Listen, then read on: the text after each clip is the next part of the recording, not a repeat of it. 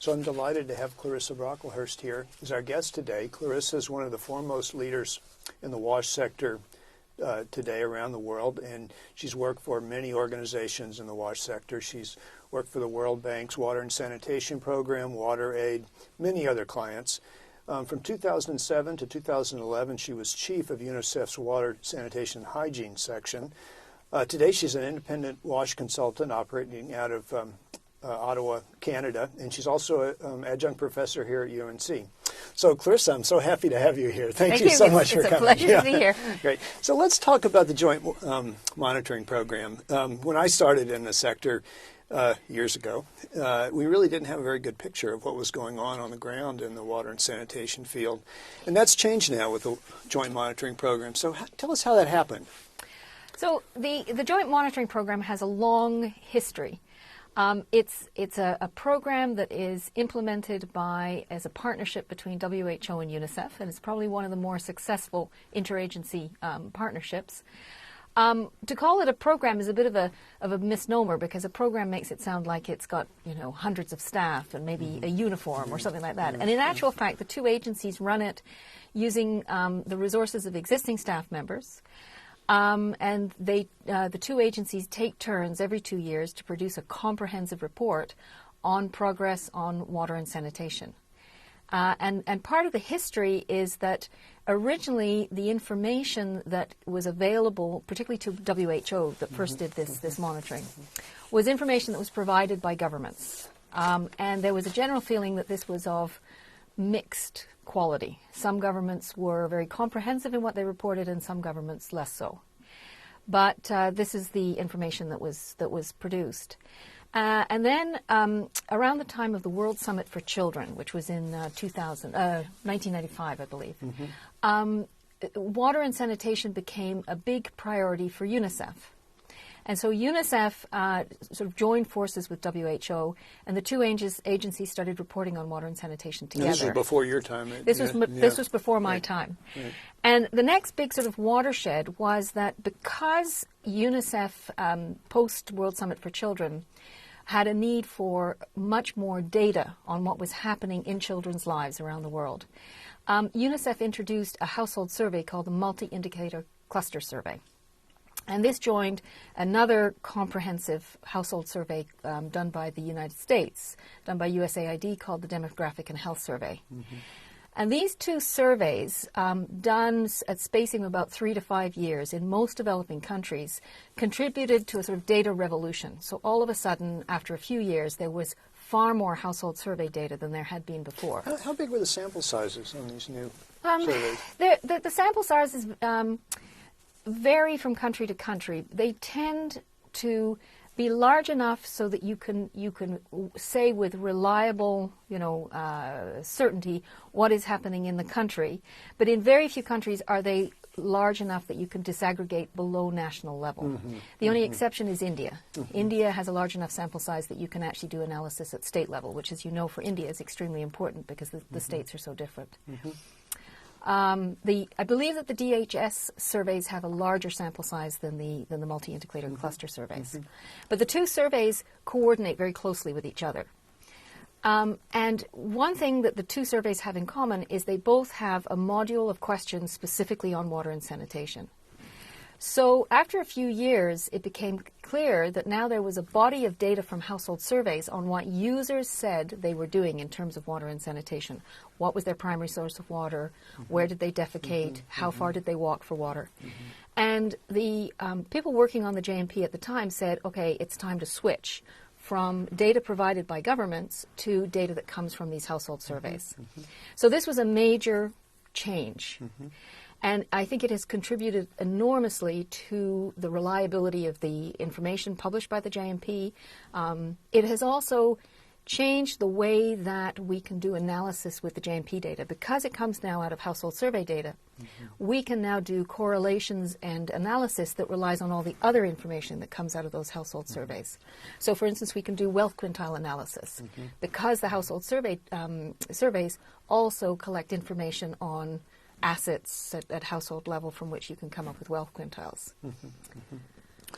So what were the biggest obstacles you faced when you made this switch from government-supplied data to the survey data? I think one of the major problems is that there are certain things that you cannot ask a household. You cannot ask a household, is your water safe? They don't know. They don't know the bacteriological quality of their water. So, for instance, in terms of trying to track the MDG target, which is, once the MDGs came into place, the JMP was requested to track progress against the water and sanitation MDGs. Safe water is what appears in the MDG target for water and sanitation, but we can't actually track safe water by going out and doing water quality testing at a national level in every country. So we have to use a proxy. And the proxy is that households are asked what type of technology do they use for water supply. So they can say they use a hand pump. They can say that they have a piped water source in their house. They can say they use an open dug well, or they can say they use a river or a stream, for instance. And then those technologies are divided into two classifications, one being improved and the other being unimproved. And only the improved ones count as providing coverage, providing access. Was it hard to get the same questions consistently asked in different parts of the world? Yes. And certainly this was still a problem when I first came into UNICEF in 2007. We had some big household surveys in which the response categories differed from the main surveys. So I can remember. You had to match them up. I can remember one of my first experiences was being asked if I would say whether a latrine with a shelf was an acceptable sanitation technology. I said, I don't even know what a latrine with a shelf is. And this is what the Chinese survey had returned. And it was obviously a translation problem, but we never did manage to figure out what a latrine with a shelf was. So one of the things that the JMP did is produced a guidance on harmonized questions. So there's actually a document that anybody designing a household survey, not just MIX or DHS, but if a country is doing a survey or another agency is doing a national household survey, they can take a module of questions straight out from that. All the response categories are standardized, and they can just plug that in to what they're doing. So that has hugely improved the comparability of data. How would you characterize the quality of the data coming out of the JMP today? As the time series of data gets longer and longer, of course, it's more and more robust. And one of the things I think it's important to understand is how the data are analyzed. So the results, for instance, how many people report that they are using an improved water supply, that gets plotted on a grid, and then a linear regression line is drawn. Now, when you only have one or two surveys, and at the beginning there were many countries that only had one or two surveys, you get a very simple regression. But as the number of surveys is added, and now we have countries that have, 10 surveys, for instance, then of course the accuracy of that regression line and the accuracy of the projection to the estimate gets much better. Yeah. So what do you think the future of the JMP is after the end of the MGD? So goals? I think one of the things that we've struggled with is that there are flaws in the JMP. For instance, this proxy for safe water is one of them. And there were also flaws in the MDGs themselves. For instance, hygiene was not part of the MDGs. And in fact, as a result, we don't have good ways to track progress on hygiene behaviors. The other problem is that the MDGs didn't include anything on beyond the household. So there was no target set for school water supply or health facility water supply. So one of the things that the JMP has facilitated is a global consultation to try to make proposals for what future WASH targets could look like post 2015. And that has led to a lot of interesting debate about how we can sort of correct the errors of the past. And the proposals that have come out suggest that we should have targets for households, for health centers, for schools, that we should put in our definitions of improved water supply a measure of water quality, not just a proxy, that distance to source should be included, which is something that was also not part of our current That'd monitoring. be hard to do, wouldn't it, if you were asking households how far How it would far? be, how far are they walking? So then that opens up the whole thing about now that we're going to do this, and another thing that we want to do is we want to look at full management of fecal material. So the current system just looks at if you have a pit latrine or if you have a flush toilet, you count as being served. We don't know if your pit latrine is ever emptied, or if it is emptied, if the contents are safely disposed of. You don't have that question in the... No, Yeah. no, because households often can't answer that. And you don't know if when they flush the toilet, you don't know where the waste goes, because in many cases, households have no idea. That's one of the problems.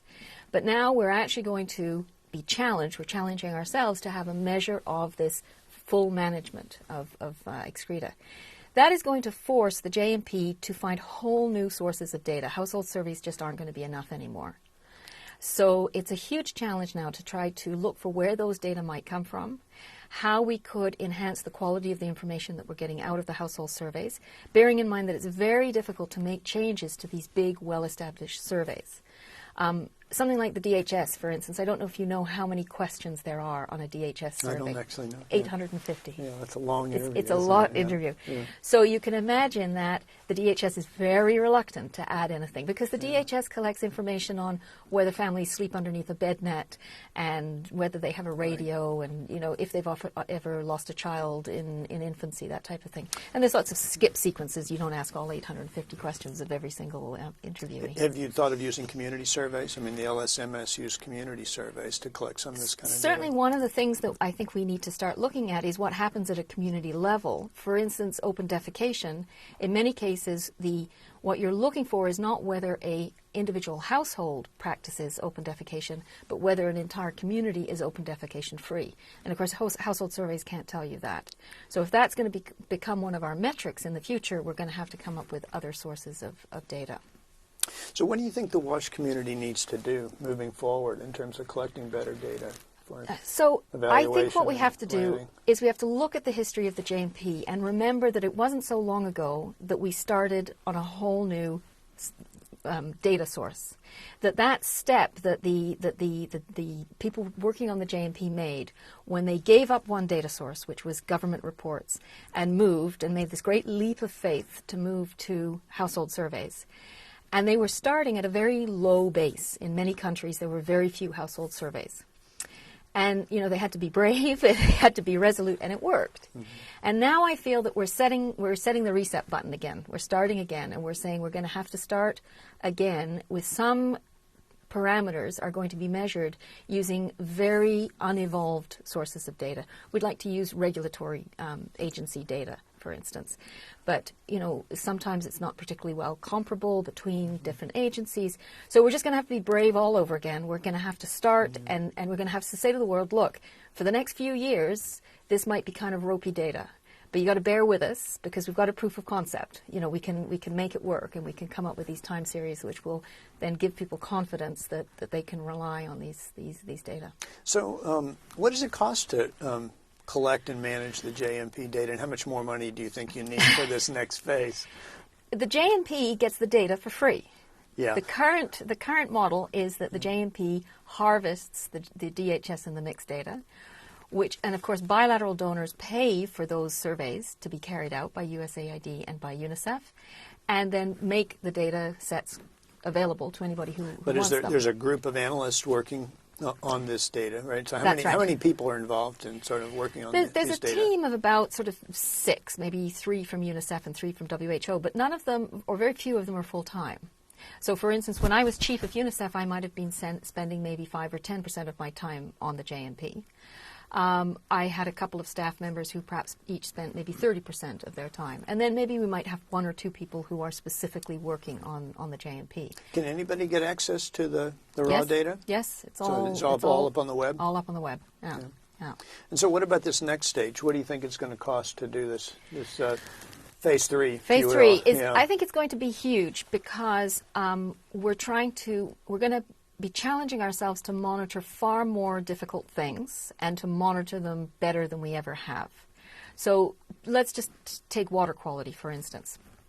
The DHS and MIX are exploring options for including water quality testing among their enumeration activities. For a sample of households or everybody in the survey? No, a sample of households. Right. You can imagine this is going to be quite big. It's going to add a level of complexity to the implementation of the surveys, and then there's going to be complicated data which will have to be analyzed in terms of what the water quality tests tell us. So if we start doing that in every single country in the world, at a national level, that's huge in terms of the data analysis burden. Have you thought about adding spatial information so you know exactly where the households are? Yeah. So, and there are things that are now available to us, which of course 10, 15 years ago we didn't really dream of. There may be ways of collecting information using, mobile phones or whatever that we haven't really thought of. And yet at the same time, we have to continuously apply the same sort of standard of rigor that we've always tried to keep on the JMP. A lot of data never makes it into the JMP. If we find out about a household survey that has been implemented in a country, we'll go and look at it. We'll look, is it truly nationally representative, and is it of good quality? And if it doesn't meet either of those criteria, it goes out. And people are constantly frustrated that they think that certain data should be in the JMP, but it doesn't meet our standards for rigor, so we don't put it in. And I think the same is going to happen with these new data sources. It's going to be very difficult to balance out our desperate need for data against our desperate need for quality. So just looking back over this sort of second phase of the JMP and this new data, was there anything that surprised you that came out of it? I mean, that you really didn't know before? Something that kind of jumped out? That came out of the consultations? Well, it came out of the data that from the surveys. From the current JMP. Yeah. I think one of the things that has been the most interesting and the most revealing is the income, the wealth quintile analysis, the equality analysis. And the JMP has started doing this more and more. It did it first experimentally a few years ago and then discovered that this was something that really, as things like the human right to water and sanitation became more and more debated, these data were far more relevant. And what happened when we did wealth quintile analysis, particularly for sanitation, is it showed glaringly what many of us had already suspected, which is progress on something like sanitation is highly unequal. Mm-hmm. So, for instance, when we did the wealth quintile analysis for India, we discovered that the entire bottom quintile, 1/5 of the population of India, practices open defecation. It's not that some of them do, not that most of them do, all of them do. And this was really quite a surprise and actually resulted in some difficult conversations with the government of India because, of course, the JMP wanted to publish that information. And they were very good. They wanted to get that information out there, too. They saw it as a way to get some, political will around sanitation. Anything on the water side that surprised you? Piped water. Even though water in general is more equally distributed in terms of the progress, one thing that became clear is that poor people do not get piped water supplies. Piped water supplies are almost exclusively with the upper wealth quintiles in urban areas. And again, this is something that perhaps intuitively we knew, but then the data showing that and showing how unfairly progress on piped water supply has taken place, it's very interesting. But also the variation between countries and regions. So China has made far more progress on getting piped water supply to the poor and rural dwellers than most other countries. Great. Anything else you'd like to tell us about the JMP? It's so nice of you. Yeah, I think we're entering a whole new era of data challenges, but I do think it's very interesting that the JMP has continuously challenged the WASH sector to look at itself more carefully, what it's actually achieving and where the progress is. And I hope that that's going to go on happening. Great. Well, thank you so much for taking time to talk with us today. Okay. Thank you. Yeah.